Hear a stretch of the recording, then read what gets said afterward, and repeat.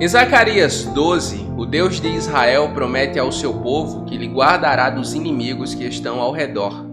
Há muitas ameaças próximas a nós, das maneiras mais diversas. Elas expõem nossas fraquezas e medos, nos levam a cometer erros, mas a graça de Deus e o seu amor nos cercam. A promessa da palavra de Deus é esta: protegerei o povo de Judá. Deixe o Senhor guardar você. Confie suas inseguranças a Ele. Lance seus medos e vulnerabilidades. Ele tem cuidado de você e não lhe abandonará. É sobre isso que eu quero conversar com você no estudo deste capítulo. Mas antes de continuar, eu gostaria de saber se você já se inscreveu no canal. Ainda não? Então clique no botão vermelho aqui embaixo, ative o sininho. Isso vai fazer com que você receba avisos sobre todos os nossos estudos e orações. Além disso, não esqueça de deixar o like. Com o seu like você nos ajuda a alcançar mais pessoas por meio da palavra do Senhor Jesus. Nos comentários você pode fazer o seu pedido de oração e nós vamos orar com você e por você. Eu espero que o Senhor Deus fale ao seu coração e você cresça no conhecimento e na graça. Vamos lá? O capítulo 12 de Zacarias pode ser dividido em 1, 2, 3, 4, 5, 6, 7 partes e nós vamos estudar cada uma delas, começando aqui dos versículos 1 a 3. E veja o que diz o texto. Esta é a palavra do Senhor para Israel, palavra do Senhor que estende o céu, assenta o alicerce da terra e forma o espírito do homem dentro dele.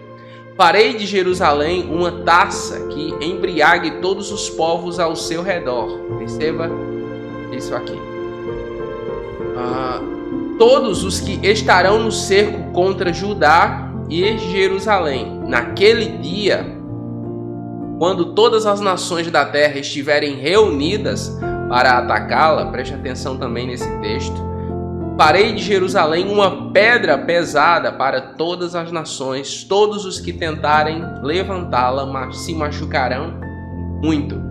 Sobre o que esse texto está nos falando? Primeiro, da soberania de Deus. O versículo 1 nos mostra um Deus soberano, um Deus poderoso para cumprir a sua palavra. Deus é soberano em todas as coisas, em todas as épocas e em todas as situações. Nós vimos no capítulo anterior que ele envia juízo sobre os pastores que só querem cuidar de si mesmo, pastores fraudulentos, pastores enganosos, pastores que representam, simbolizam muito o anticristo.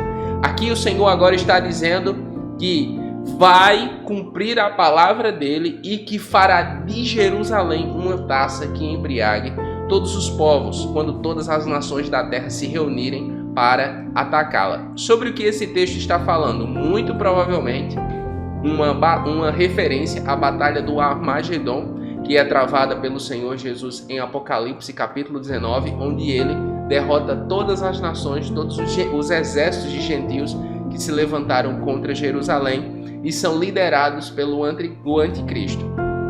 O texto continua, versículos de 4 a 5, e nos mostra o seguinte: naquele dia porei em pânico todos os cavalos e deixarei loucos todos os cavaleiros, diz o Senhor. Protegerei o povo de Judá, mas cegarei todos os cavalos das nações. Então os líderes de Judá pensarão: os habitantes de Jerusalém são fortes, porque o Senhor dos exércitos é o seu Deus.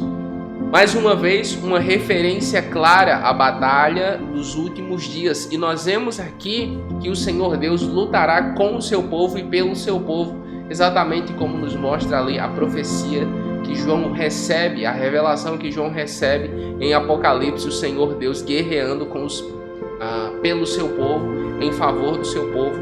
E perceba que a profecia fala sobre o povo de Jerusalém sendo fortalecido. São fortes porque o Senhor dos exércitos é o seu Deus. Antes que o Senhor Jesus se revele, Jerusalém estará sendo humilhada, estará suspirando por causa do rigor que o anticristo estabelecerá sobre os judeus. Mas quando o Senhor Jesus se revelar na sua segunda volta, ele mesmo o derrotará e fortalecerá também o seu povo, inclusive cumprindo mostrando a todas as nações que a sua promessa feita a Abraão, Isaque e Jacó permanece de pé. Versículos 6 e 7 nos mostra o seguinte: naquele dia, versículo 6, farei que os líderes de Judá sejam semelhantes a um braseiro no meio de um monte de lenha, como uma tocha incandescente entre os gravetos. Eles consumirão à direita e à esquerda todos os povos ao redor, mas Jerusalém permanecerá intacta em seu lugar. Versículo 7. O Senhor salvará primeiro as tendas de Judá, para que a honra da família de Davi e dos habitantes de Jerusalém não seja superior à de Judá. O que esse texto nos ensina? Que Deus é o mesmo que nos faz triunfar na batalha. Se você tem estudado o livro de Zacarias aqui comigo, você vai perceber que primeiro o Senhor Deus anuncia juízo. O Senhor Deus primeiro anuncia o declínio de Judá e Jerusalém. E agora, nos capítulos finais, ele está falando sobre a ascensão ou a restauração. E quem é que promove essa restauração? O próprio Deus. Isso mesmo, não existe situação na sua vida ou na minha vida que ele não possa restaurar. Não existe nada na sua vida ou na minha, empecilho, situação. Não há impossíveis para ele. Aqui ele mesmo fortalece o seu povo. Perceba, na profecia, inclusive, se você ler lá o livro de Apocalipse, a partir do capítulo 17, você vai perceber que os exércitos do anticristo eles são numerosos. Todas as nações se reúnem contra os santos. Mas aqui, já em Zacarias, o Senhor antecipa: Jerusalém permanecerá intacta em seu lugar. Por quê? Porque o Senhor mesmo fortalece o seu povo. Deus é o escudo do seu povo. Versículos de 8 a 9, diz o seguinte o texto: naquele dia, o Senhor protegerá os que vivem em Jerusalém, e assim o mais fraco dentre eles será como Davi. Olha que profecia sensacional. E a família de Davi será como Deus, como o anjo do Senhor que vai adiante deles. Isso aqui é importante demais. Naquele dia procurarei destruir todas as nações que atacarem Jerusalém. Lembrando que esse dia aqui é o dia da batalha final, a batalha do Armagedon. Perceba o seguinte: naquele dia o Senhor protegerá o seu povo. O mais fraco entre eles será como Davi, ou seja, naquele dia os santos receberão uma força sobre-humana para batalhar, para guerrear, para prevalecer contra um inimigo que é aparentemente mais forte e mais numeroso. Mas o próprio Deus os capacitará nessa batalha para que eles sejam triunfantes. Esse texto nos mostra que com a bênção de Deus podemos ir além. Com a presença de Deus podemos ir além. Podemos alcançar o impossível, conquistar o inalcançável. Deus faz a diferença na vida do seu povo. Deus faz a diferença na sua vida, meu irmão, na minha vida, minha irmã. O texto continua, versículo 10, dizendo o seguinte: e derramarei sobre a família de Davi. E antes que eu prossiga, só para não esquecer, porque é que ele menciona tanto a família de Davi? Você deve lembrar que a profecia do Messias está diretamente ligada à descendência de Davi. Tá? Então aqui quando ele fala a família de Davi, o filho de Davi, usando Davi como referência, que é o rei mais importante humanamente falando de Israel, está fazendo também menção ao Messias rei, ao Messias que vai governar no lugar do rei, porque o Senhor Deus disse que no trono de Israel, de Judá, na verdade, nunca faltaria um descendente de Davi. Na verdade, no trono de Judá e de Israel também, no trono de Israel como um todo. Então vamos continuar o texto. E derramarei sobre a família de Davi e sobre os habitantes de Jerusalém um espírito de ação de graças e de súplica. Olharão para mim aquele a quem transpassaram. Perceba, isso aqui é muito importante, tá? Olharão para mim aquele a quem transpassaram e chorarão por ele como quem chora a perda de um filho único. E se lamentarão amargamente por ele como quem lamenta a perda do filho mais velho.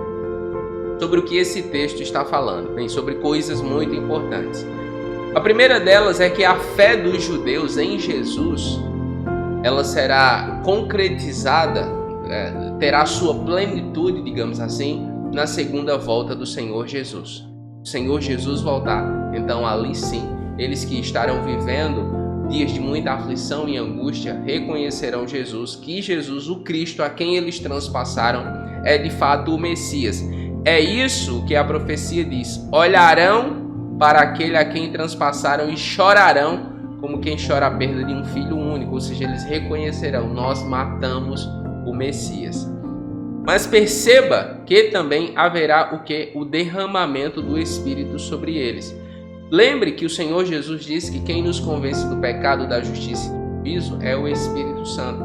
Então, naquele dia, na segunda volta de Jesus, a profecia de Zacarias nos mostra que o Espírito será derramado sobre os judeus e eles reconhecerão Jesus como Senhor e Salvador da sua vida.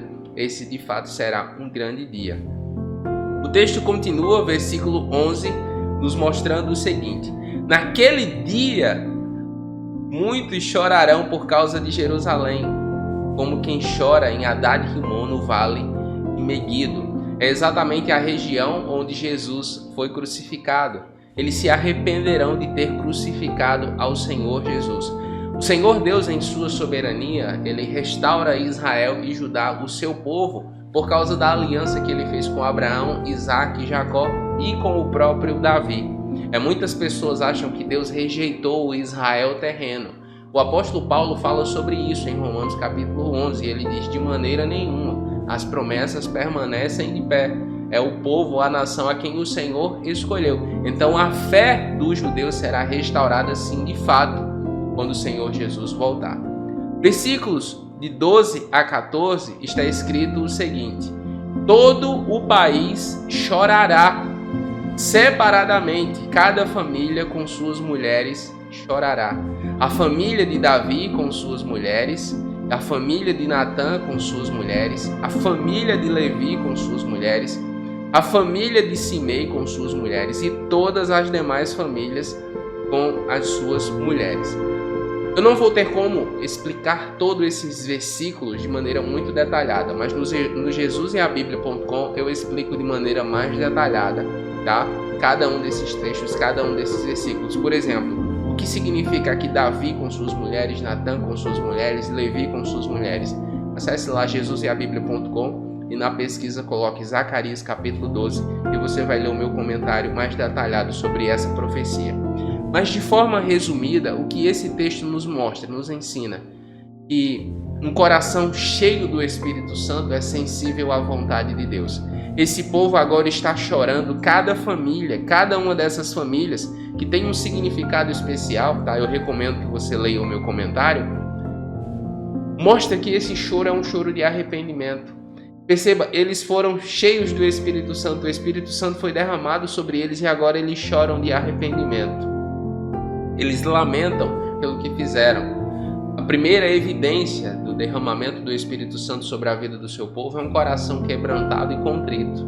Tá? O Espírito Santo não é derramado sobre a sua vida para que você seja um super-homem ou uma super-mulher, mas é exatamente para que você reconheça suas debilidades e eu as minhas, as nossas fraquezas, para que nós nos aproximemos do Senhor com um coração quebrantado e contrito.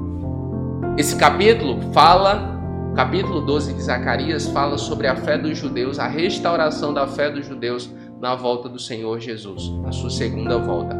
Eu espero sinceramente que essa profecia se cumpra, para que a palavra do Senhor Deus ela se torne plena, a vontade de Deus seja estabelecida sobre a terra. Amém? Qual foi a parte desse capítulo que você mais gostou? Me diga aqui nos comentários o que é que mais chamou a sua atenção. Se você gostou desse estudo, não esqueça de deixar o like e se não se inscreveu no canal ainda, se inscreva, tá? Faça o seu pedido de oração nos comentários e se você ficou comigo até aqui, escreva aí nos comentários uma fé restaurada e eu vou saber que você ficou comigo até o final. Deus abençoe sua vida e assista ao próximo estudo.